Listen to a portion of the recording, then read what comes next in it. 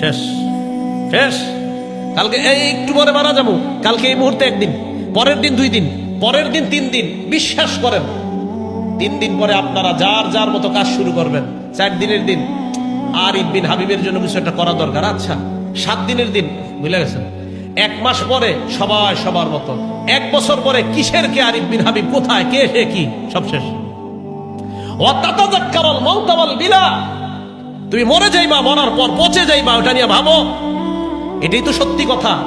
আমি আপনি মারা যাওয়ার পর আমার সন্তান আদি, আমার আত্মীয় স্বজন আমাদেরকে দাফন করে দিবে।